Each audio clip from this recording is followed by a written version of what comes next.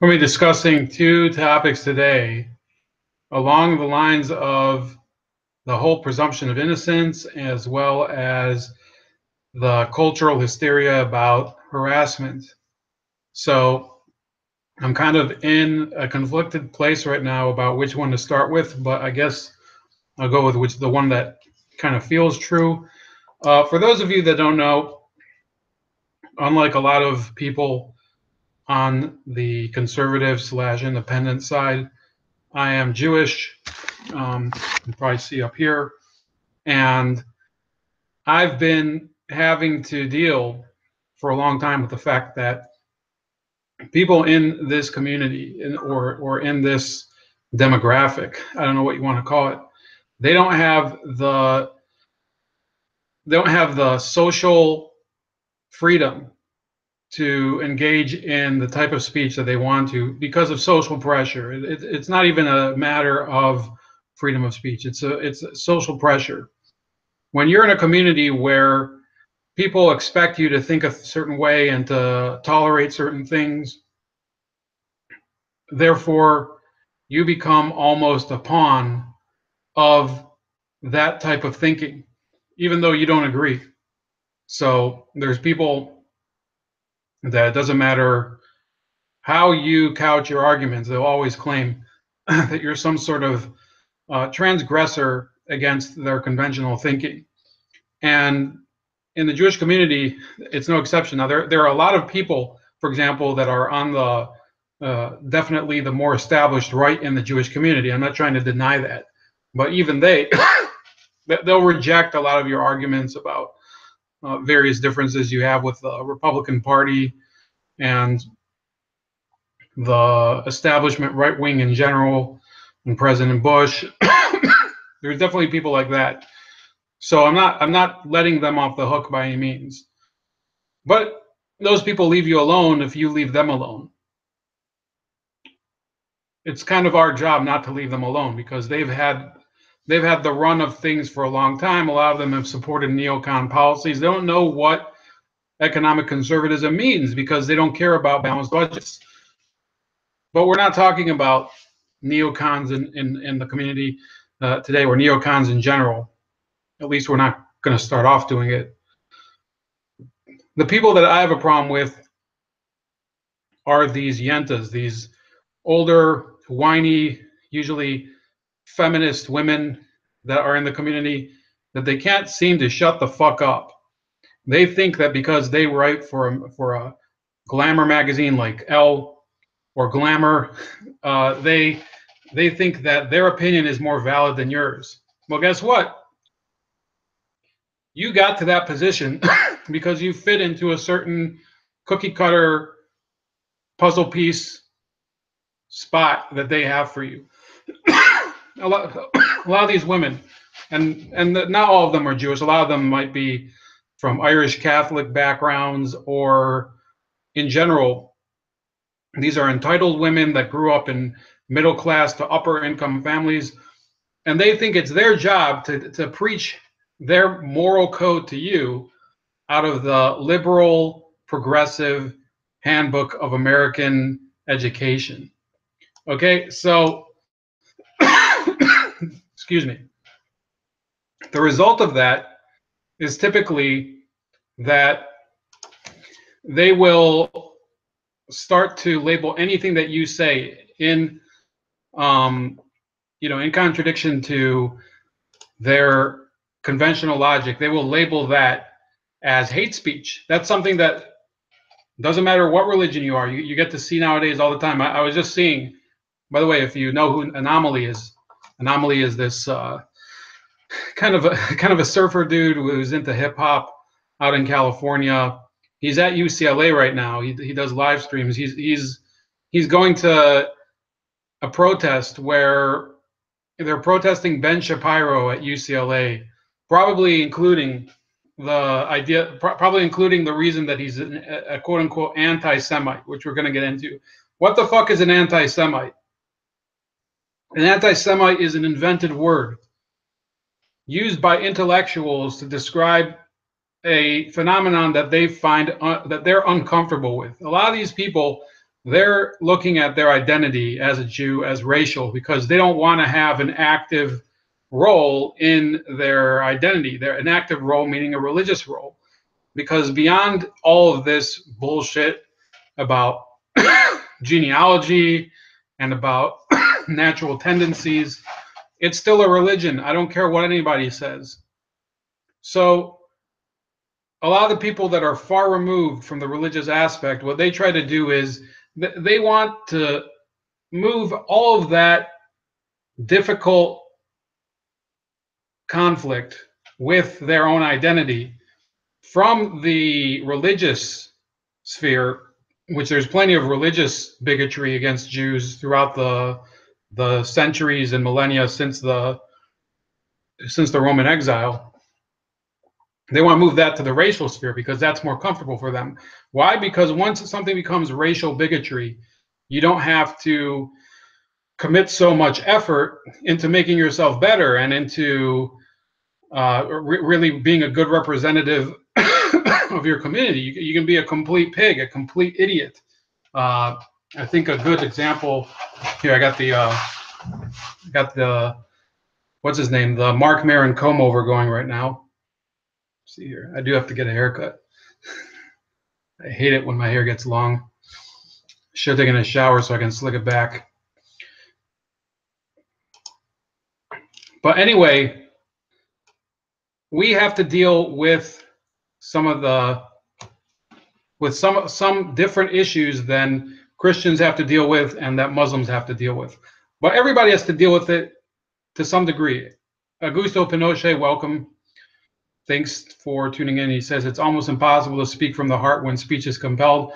Well, we're going to be getting into some of those topics today. So stay tuned and maybe invite a couple people if you want. I'm going to share this stream, by the way, with Alex. You might know him from some of the other, see here, some of the other streams that I've had. So everybody stay in the building. Make a single file line into the building, because we're going to be talking a lot about that issue, and we're going to be talking about the Roy Moore issue. So what's been going on lately is that college campuses, as you probably well know, are hotbeds of student protest. And student protest typically is being framed in the context of Donald Trump. Now, before there was a Donald Trump to complain about, these people would protest about all sorts of other things. They would protest about poop swastikas. They would protest about, I think in Missouri, besides the poop swastika, there was the issue of somebody yelling at a black guy out of a truck. And because of that, they made a campus uprising and they overthrew the campus administration. So for this past election, there was fertile ground for more student unrest. Unfortunately, there is an area where this has always been an issue. It's the Israeli-Palestinian conflict. There has always been a vibrant student movement to delegitimize the Israelis. Now, before I go any further, I don't care if people have an opinion where they don't think that the state of Israel is legitimate, because it's like I said, I'm a freedom of speech believer. I don't think that there are even a lot of repugnant opinions. I think at least have the right to a full forum so people can discuss why they might be wrong. For example, you know, the Skokie versus, I think it was the Skokie versus Cole trial. That's where they ruled that Nazis were allowed to march in Skokie, Illinois. It's been established for decades that people with opinions that are distasteful, they're allowed to march in public spaces, they're allowed to express their opinions, as long as they don't harass people or engage in violence or make terroristic threats. However, what's been going on at some of these colleges does cross the line between free speech and harassment and terroristic threats. And that's what I'm going to talk about today. You've had these congressional hearings, and for the life of me, I don't know what congressional hearings can do to make this situation better for anybody. They've been having these experts come in from the ADL, an organization that I dislike immensely, but also some people that are actually pretty smart, and they want to lay out all this evidence about incidents where Jewish people or Israeli speakers or just Jewish speakers are being harassed on college campuses. Now, a couple weeks ago, I believe I did address the Alan Dershowitz situation, where they published a cartoon depicting Alan Dershowitz in sort of a classic anti-Semitic pose on a cartoon at the Daily Californian, which is it's the student newspaper of the University of California, Berkeley. So it's not like this is a topic that I haven't addressed before. And I don't think it's a topic that's important for everybody, unless you believe that your speech is being limited to. If you think that your speech is being limited to, then you should probably tune in, because I think, first of all, I would never say that Palestinian activists don't have the right to at least present their case. What I do have an objection to is when they come and harass people at booths and shut down speakers and go to events and disrupt them, and go to cafeterias where they're selling products like Sabra, which doesn't even make any sense, because Sabra hummus is actually produced now, I believe, in New Jersey. So it's not even produced in Israel. These people, they don't have any logic to the or reason to their madness. Okay, all they want to do is they have this sense of injustice based on a skewed and very dramatized version of the Israeli-Palestinian conflict, which we're not going to talk about today. Maybe we can one day, but it's not like I have all the time in the world. They take all of this animus, all this hatred, and go to these campuses and make a huge ruckus. So what happened at these actual hearings? Well, and I want to thank Dean Kruger for rejoining me. I haven't seen him for a while, so thanks for coming back. Augusto Pinochet says, I think Palestine is a fever dream of Yasser Arafat.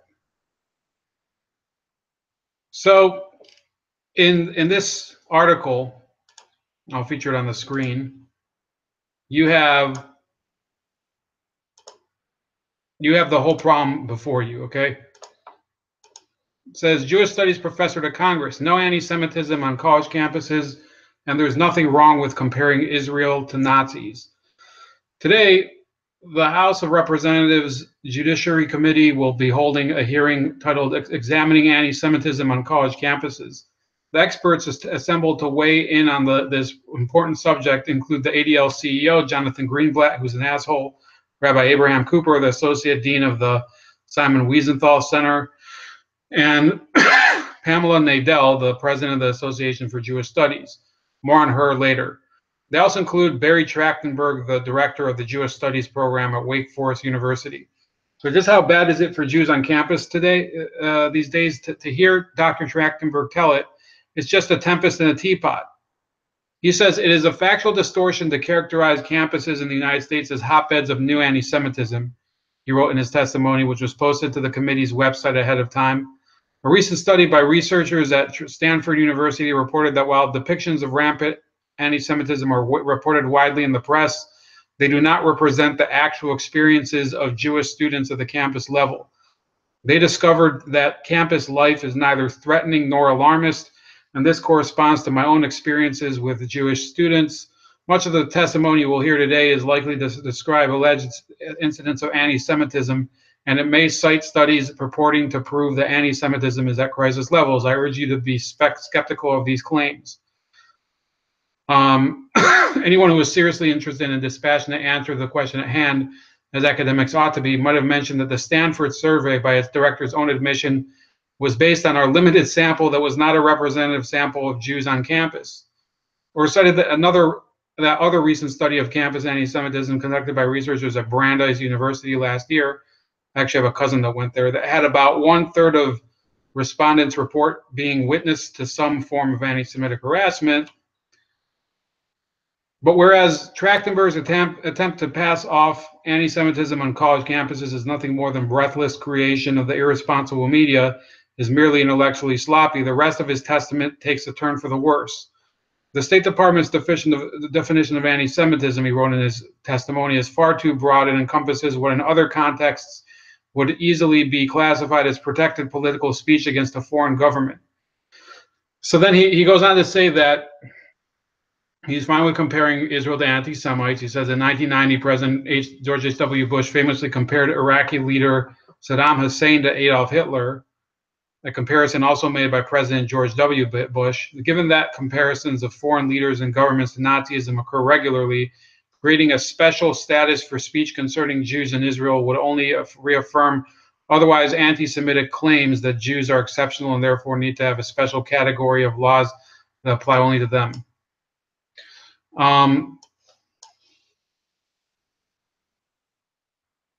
So then they continue with the end of this article. Now I'm going to, I don't know if maybe I didn't present the whole thing, but look at it this way. I don't know if it was correct to compare Saddam Hussein to Adolf Hitler, but think about it this way.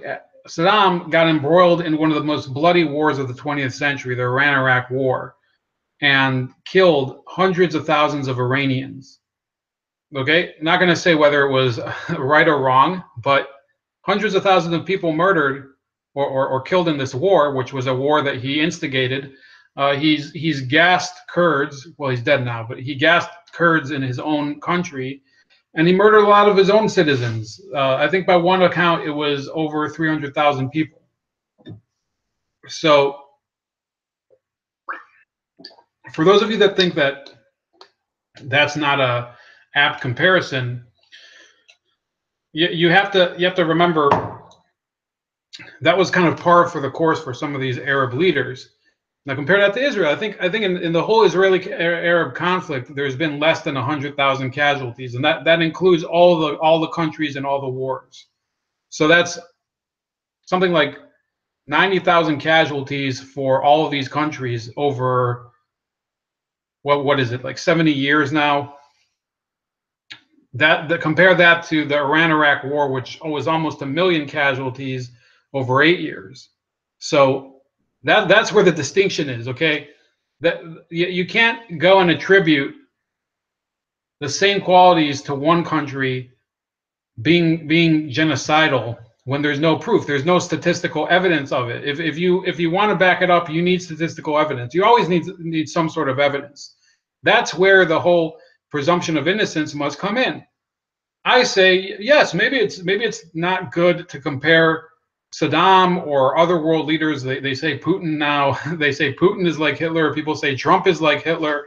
I got news for you. If you keep comparing different world leaders or figures to Adolf Hitler, well, the meaning of that doesn't have, it loses its strength instantly. The more casually you use it, the easier it is for it to devolve into a joke, and that's exactly what's happened. So, in my opinion, comparisons to Hitler have sort of lost their meaning. So I don't know if it really is that big of a deal nowadays to compare anyone to Hitler. And that's unfortunate. So this was Trachtenberg. I have another source here, the Allgemeiner, says, however, even after, here it is, reading about Trachtenberg's congressional testimony reminded me that some 2 or 3 years ago, I had encountered several offensive tweets by him. So we'll see how offensive it is. Maybe it's just offensive for her. When I checked my files, I quickly found the relevant notes and screenshots, but it turned out that sometime this year, after February Trachtenberg apparently thought it prudent to delete his Twitter account, which is understandable given that some of his output on Twitter might not have been all that compatible with his appointment at Wake Forest University. However, even after Trachtenberg deleted his Twitter account, plenty of other evidence remains showing his enthusiastic support for anti-Israel campaigns and his long-standing associations with notorious activists. The groundwork for Trachtenberg's hostile attitude towards the world's only Jewish state was apparently laid some 20 years ago. Video of a 2012 event that libeled Israel as an apartheid state shows Trachtenberg telling the audience right at the beginning about his lasting memories of a 1998 visit to Gaza, a visit that was guided by a South African official from the West Bank town of Ramallah. As Trachtenberg recounted, the South African official said this one really interesting thing that has stuck with me really ever since. And he says, as bad as we had it in South Africa, we never had it this bad. Deeply impressed by this claim, Trachtenberg emphasized that even though South African apartheid was regarded as the symbol of oppression, it wasn't even strong enough to represent what he was showing us. It seems that Jewish history professor Trachtenberg never found out that the apartheid smear against Israel originated in the well-funded and often anti-Semitic, anti-Zionist campaigns waged by the communist states during the Cold War.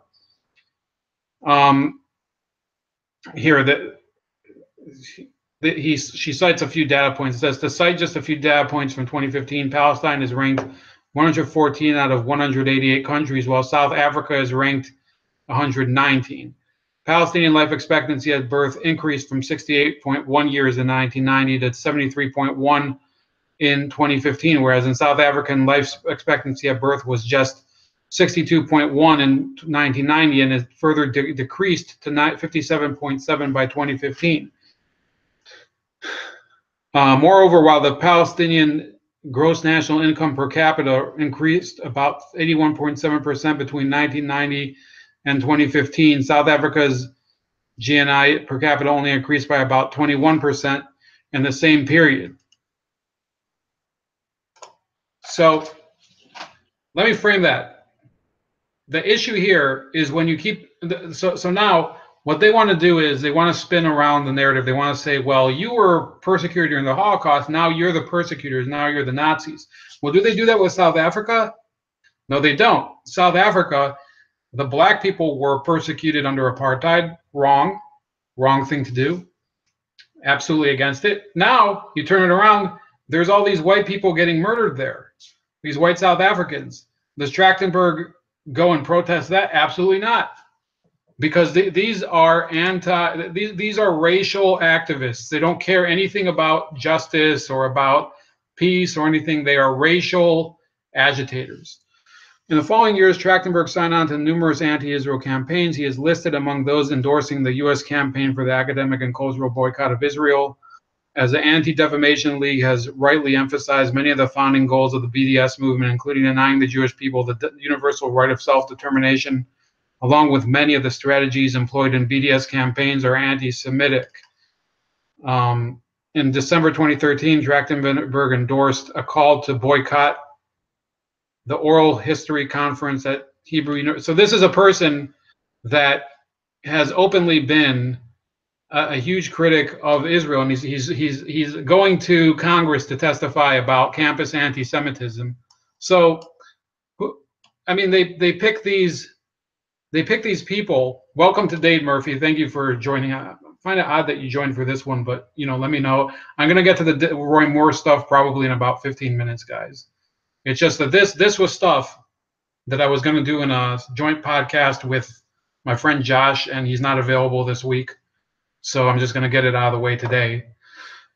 So he says these people must really piss you off, Leopard. Well, they do, and they should piss you off too. They piss me off because they come from the same religion as me, but they spit on it. It must be the same way as black people think about Al Sharpton. This is a guy who pretends to be looking out for their interests and is basically selling them out completely. Probably worse than Al Sharpton, to be honest with you, because for Sharpton, it's for personal gain. For these people, it's in order to deliberately portray their own people as just in the worst light possible. In April 2016, Trachtenberg demonstrated that his hatred for Israel trumped his commitment to historical scholarship when he endorsed a Jewish Voice for Peace campaign lambasting publisher McGraw-Hill Education for recalling copies of a U.S. college-level textbook that included misleading maps about a supposed loss of Palestinian land between 1946 and 2000. So what they're talking about, I'll find that image, okay?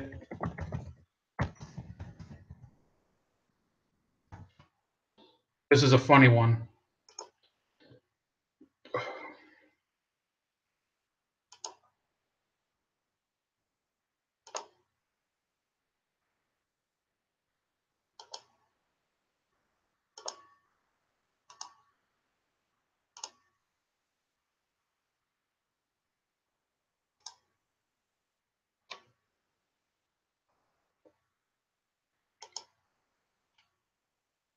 Okay, let me share the screen.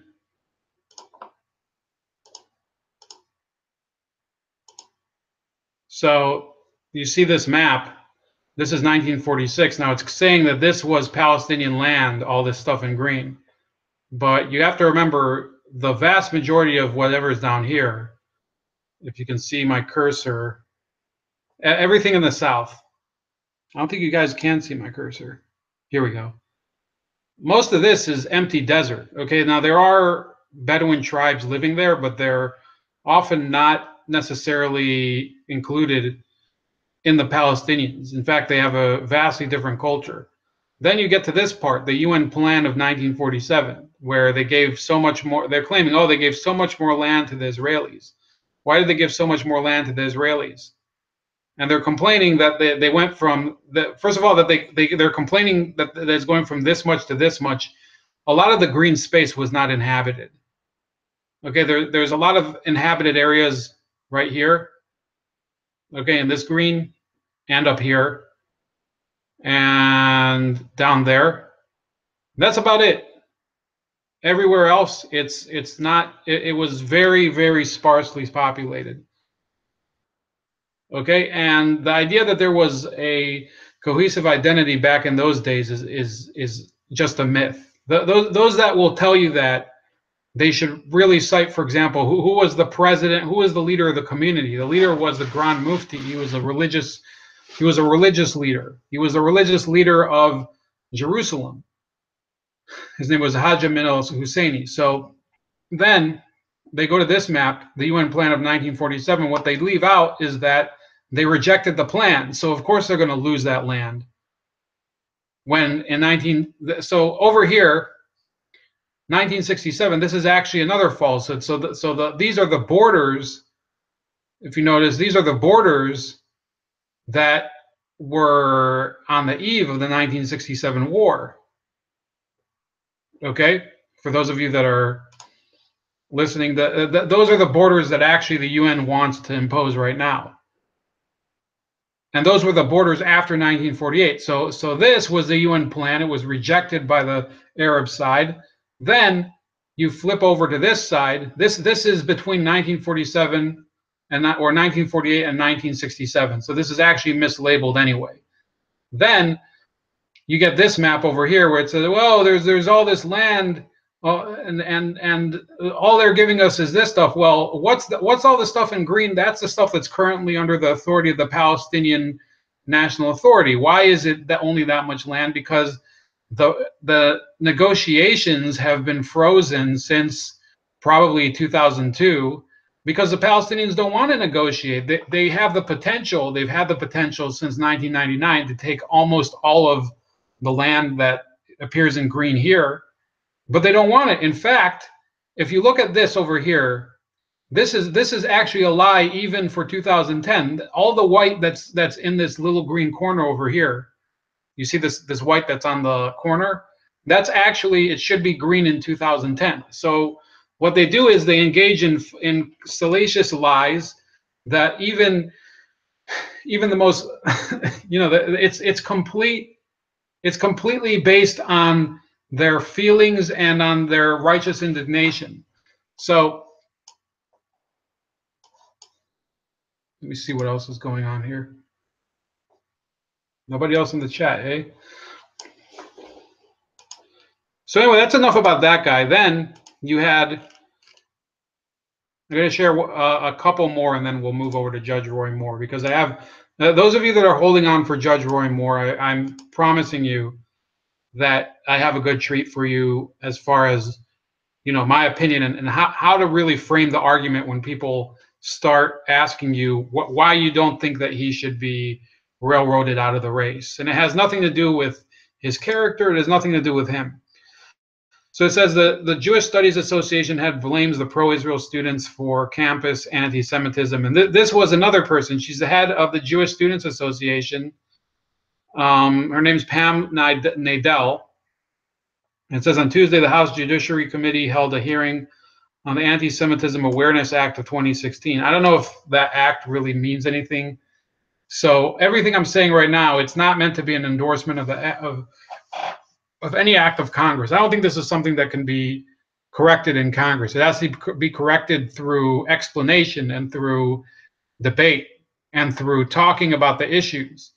Congress can't force people to understand issues correctly. Only people can willingly learn things the way that they're supposed to be learned and make conclusions on their own. That's not up to Congress to do. So I don't know what they're trying to accomplish here anyway, but it says Pam Nadel, director of the Jewish, excuse me, Jewish Studies program at American University and the president of the Jewish Studies Association, argued about that while there are acts of anti-Semitic harassment on campus, these acts have not created a climate of fear that impinges upon Jewish students' ability to learn and experience college life to the fullest. Rabbi Cooper had some blunt words of his own. It's like inviting people from the Flat Earth Society to a hearing about NASA. She said, aside from a brief mention of Israel speakers being shouted down, the only anti-Semitism she acknowledges comes from neo-Nazi type groups. And while that's an issue, it's far from the only issue. Not only does Nadel not acknowledge the anti-Semitic rhetoric of SJP, which is Students for Justice in Palestine, or MSA, Muslim Students Association, but she goes out of her way to emphasize an anti-Semitism grounded only in one political pole. She also quotes the Stanford survey by anti-Israel activists as evidence that campus anti-Semitism isn't an issue.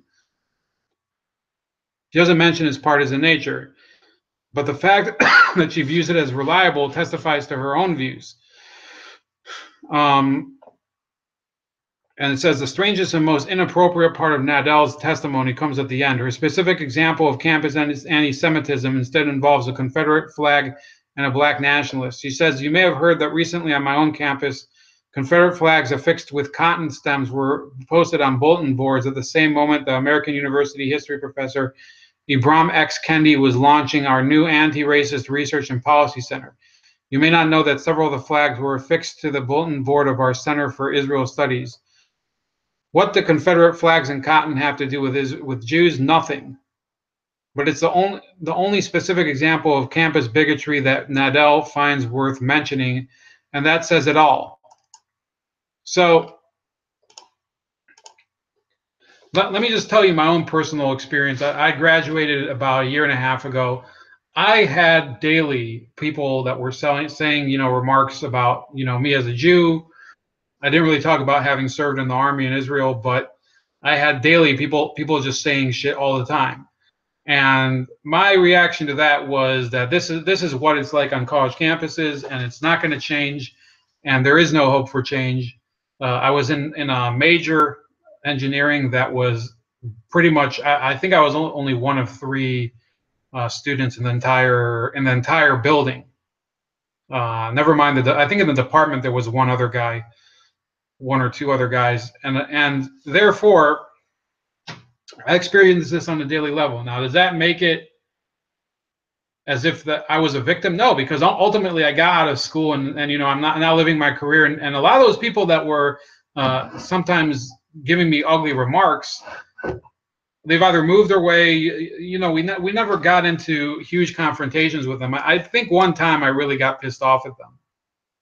But to say that this does not happen on major college campuses, I would be lying if I said that I can see where she's coming from because I've personally experienced it. Okay, so good for her. If she thinks that she can just whitewash all of this, that's really her problem. Like I said, you bring people in front of Congress, you're going to have a couple people that present a case that is reflecting of their reality, and a lot of people that will reflect a completely different reality. It doesn't matter that one of them might be true to the way it is, and the other one is a delusion. But what happens is Congress will do nothing, and this was a huge waste of time. And again, like I said, anti-Semitism is a word that was made up by intellectuals to talk about a topic that they're not comfortable with, either because they're Jews who don't want to acknowledge their religious issues, that they don't have any connection to their own religion, so they want to racialize the topic, or by non-Jews that they don't want to admit that this is a form of religious bigotry. So they've racialized this issue. It's really an issue of people that they want to deny the heritage of a whole belief system. And it doesn't matter, and that therefore I'm saying right here that the people that I've mentioned that are to blame for this are not people like Richard Spencer. Did anybody notice me mention Richard Spencer at all today, or any of these people on the so-called alt-right that are always in the news, and they're always painting them as these gargoyles that are shape-shifting and coming after Jews and blacks and whatever? No, because it's enough. These two dickheads that went and testified before Congress and basically painted this alternate reality where really the victims are to blame. So therefore, why even have a hearing? The whole hearing is pointless. And I don't know why the ADL wanted to have it. I think that this is truly a sign that we can't let the government or Congress solve our problems. One last comment from Augusto Pinochet. It says that Grand Mufti you spoke of was really good friends and an ally of Hitler, and invited Otto Skorzeny to train the Palestinian rebels for the Muslim Brotherhood. Well, I didn't know that last part, but yes. What's often cited by anti-Jewish or anti-Israeli people is that there were contacts between the Jewish underground and British Mandate of Palestine and the Nazi leaders. Those were usually in order to smuggle Jews out. They like to say, oh, that's this huge link between the Nazis and the Jews. Well, what they conveniently forget was that the Grand Mufti spent most of the war in Germany. The Grand Mufti, the religious father of the Islamic community in British Mandate Palestine, he was an active collaborator of the Nazis. It's not even a question. There's photos of him greeting SS troops that were raised in Bosnia. The last part about Otto Skorzeny, I'd like to know more about if you can send it to me. Anyway, so we're going to move to the Roy Moore issue, finally. Okay, after I take a few sips.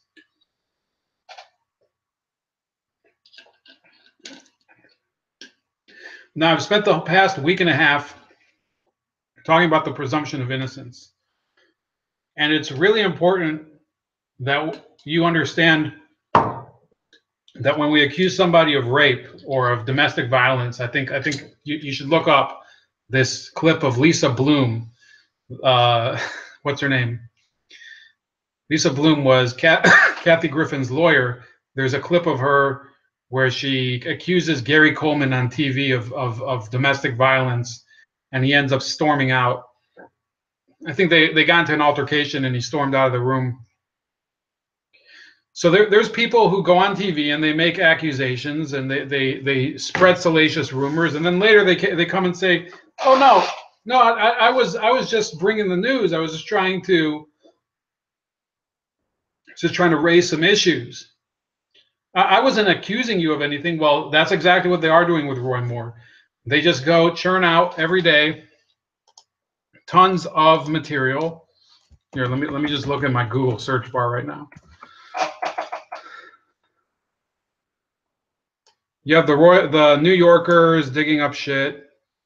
The New York Times says a fifth woman accuses Senate candidate Roy Moore of sexual misconduct. Alabama's largest newspaper, Roy Moore grossly unfit for office. So all of these media outlets, and by the way, the one they're talking about is AL.com, I think. Well, it's the Birmingham News. Okay, so that's a new one. I'm going to have to check that out.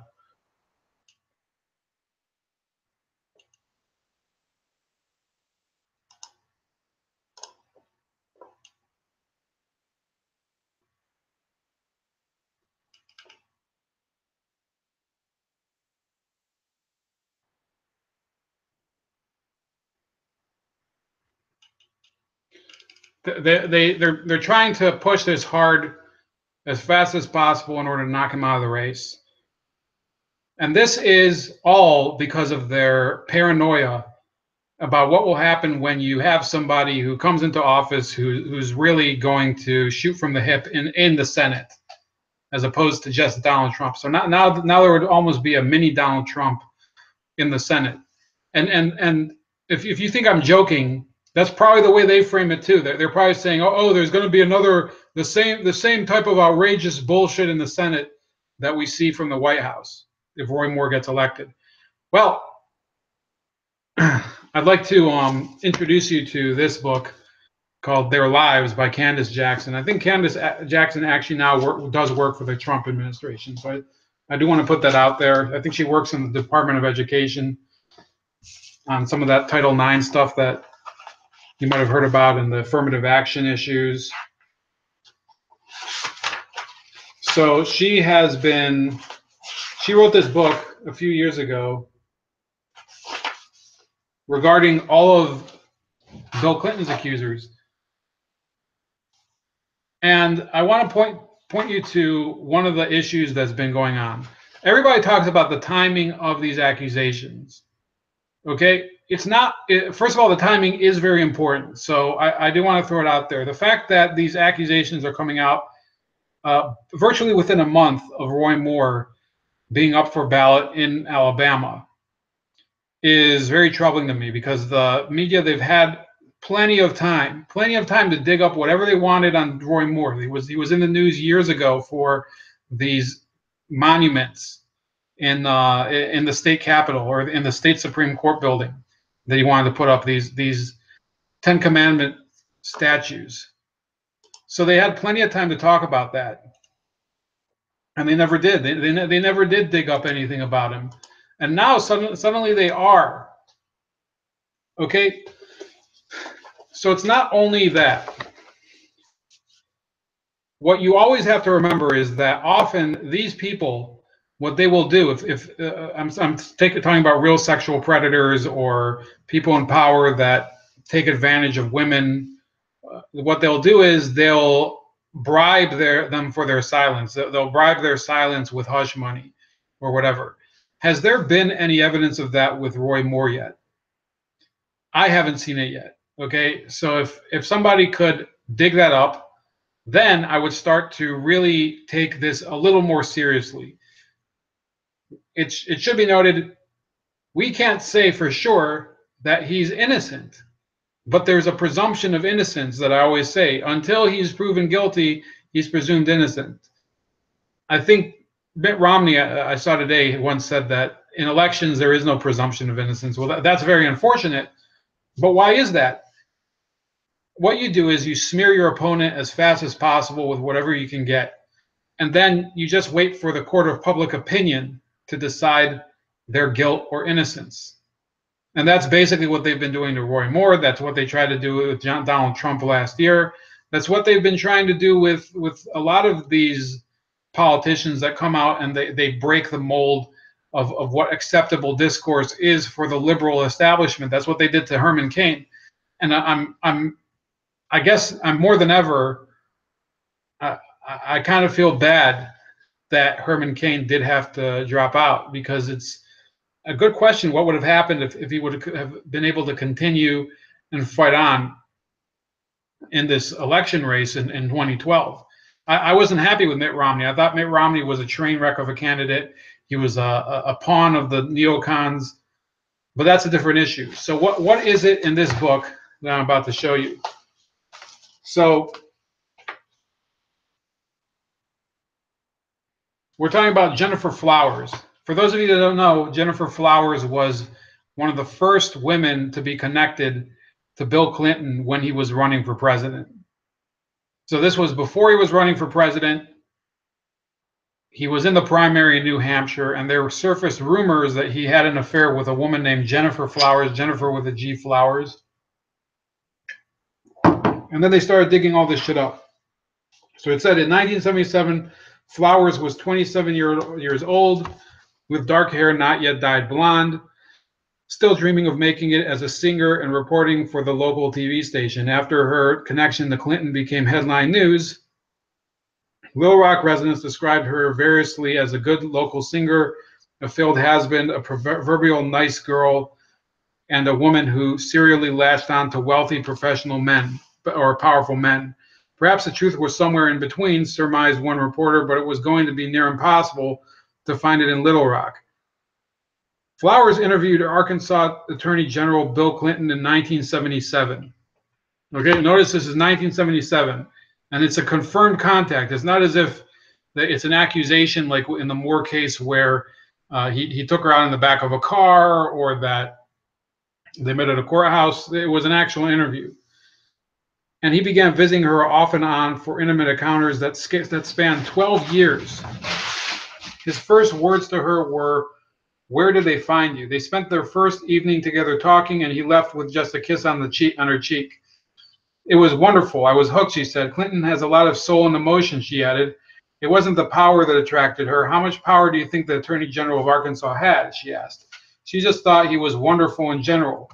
He'd tell her he wanted to be president someday, and she'd say, "Honey, that's nice," while thinking, how likely is that to herself? But he always treated her with respect. He loved her ideas and goals and was proud of her being an independent, liberated woman.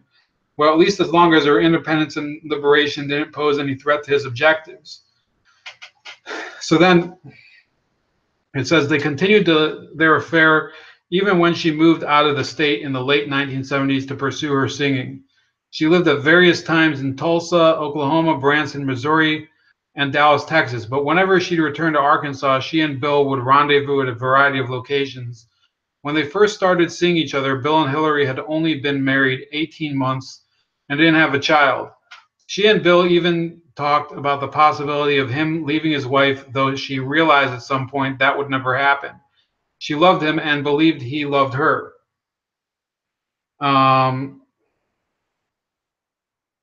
it says, when she returned to Little Rock in the mid-1980s, she moved into the Quapaw Tower at his request. He was now governor and told her he had AIDS living in that building, AIDS, AIDS, not AIDS the disease, living in that building, so it would make it easier for him to pursue their relationship. Per Bill's request, she communicated with him through government employees who could be trusted to keep everything discreet. Two of those employees, former Arkansas State Troopers Larry Patterson and Roger Perry, confirmed their facilitation of Flowers' affair with Clinton when they told the press in late 1993 that they assisted with arranging the trysts for half a dozen long-term affairs and innumerable random sexual encounters while assigned to the governor's mansion. So that comes into play. That's really important. Okay? Because basically that means that Bill Clinton, as governor of Arkansas, was using two employees of the government, two state troopers, in order to commit these acts of basically as his pimps. And Jennifer Flowers wasn't the only one. As Clinton's career escalated, this is the next page, so did the rumors of his extramarital dalliances. In her book, Flowers says she asked Bill about several women and believed most of his denials when his former bodyguards went public. With stories of countless liaisons, some with prostitutes, she began to wonder how safe it was to continue a relationship with Bill. After all, she had always trusted him enough never to insist on using condoms.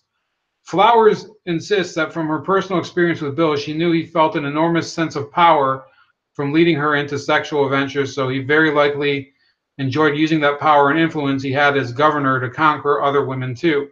In her opinion, and this is her saying, "I think Bill was addicted to the chase, not the sex act itself, but the actual conquering of all those women."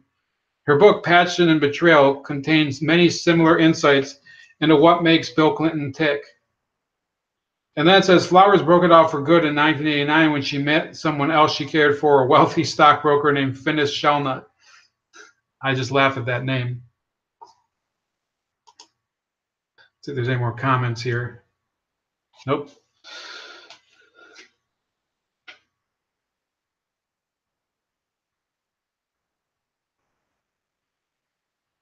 So then it goes through. Her boyfriend Shellnut broke up with her because she found out about Clinton's affair with her. What happened was that there was this employee in Arkansas of the state government, Larry Nichols, who got fired, and then he ended up suing Bill Clinton and claiming that he was forced by him to get involved in a lot of these shenanigans and enable a lot of these women. And it says here, Flowers' name first appeared publicly linked to his, however, not by her own disclosure, but in a lawsuit filed against Clinton by disgruntled fired state employee Larry Nichols. After the Nichols lawsuit tossed her name out in 1990, Flowers' boyfriend, Finis Shellnut, broke up with her. He said she denied her affair with Clinton when he first confronted her, but when the rumors persisted, he called it quits with Jennifer. A local radio station had mentioned her name in connection with the Nichols lawsuit, and when she denied her affair to her boyfriend, she told Shellnut she was going to sue the radio station for slandering her. In January 1991, she even had a lawyer send a letter to the radio station threatening to sue for defamation, but she never filed a lawsuit. With no love and no money, her singer career wasn't doing so well. Flowers began calling on Clinton to find a state job. She contacted him requesting employment at least once by phone in September 1990 and at least once by letter in February 1991. Clinton put an aide in charge of helping Flowers out, and she was finally offered a job as an administrative assistant with the State Unemployment Review Agency, paying about $17,000 per year in June 1991, just weeks before Clinton declared his presidential candidacy. Clinton appointee Don Barnes, head of the Arkansas Board of Review and Flowers' supervisor, said Flowers was hired based on merit pursuant to state guidelines. Now, before we, let me just cut to the chase. Another person who applied for the same job ended up suing the state because it was clear that, first of all, this was after Jennifer Flowers had already been linked to Bill Clinton. Okay, so he gets her hired for the state government even after the radio station had revealed that she had an affair with Bill Clinton or accused her of it. So somebody sued the state government and ended up winning on the basis of discrimination because it was a clear case of favoritism. So President Clinton, or Governor Clinton at the time, he was basically guilty of appointing somebody who was his former mistress to a government job. Now, if that's not evidence of it, I don't know what is. Okay, this is an issue that I keep finding time and time again. When you talk to liberals about the Clinton corruption and about the Bill Clinton's sexual history, a lot of them will say, "Well, why are you such a Puritan? Why do you dig into his private affairs?"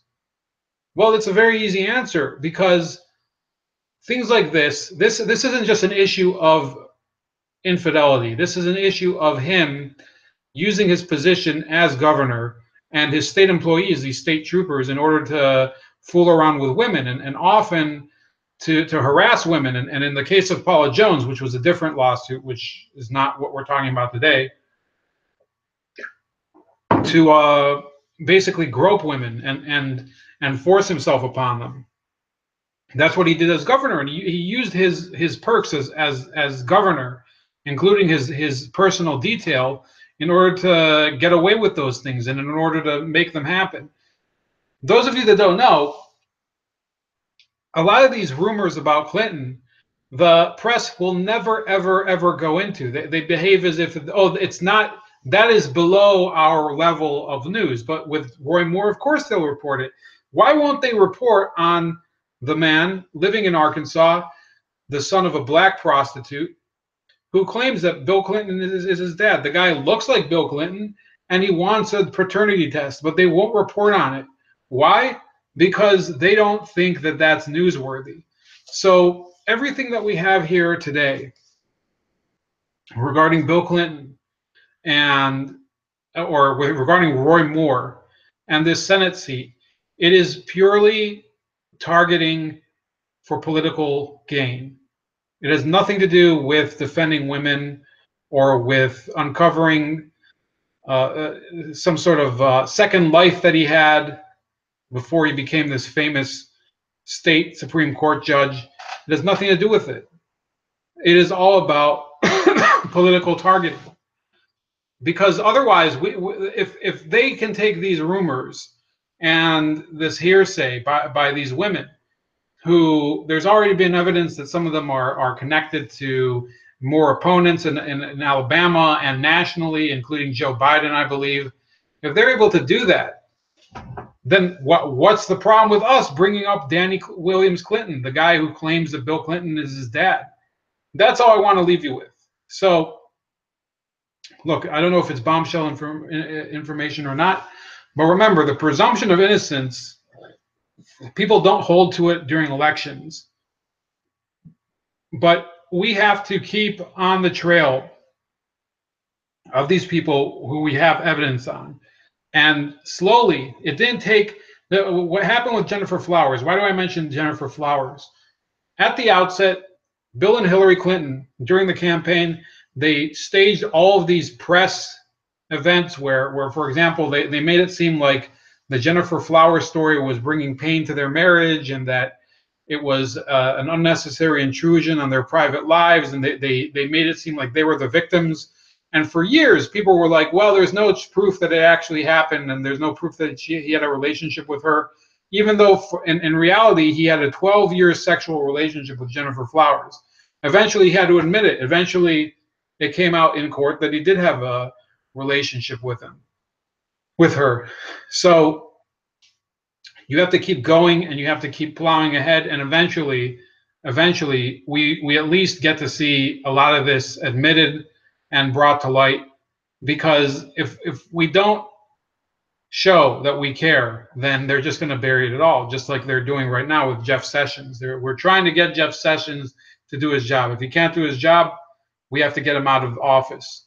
So that's it for tonight. It's Ramon, American Gladio. Leave your comments below in the comment section, and subscribe, share this video, and let me know, do you think that the Moore case has any merit to it?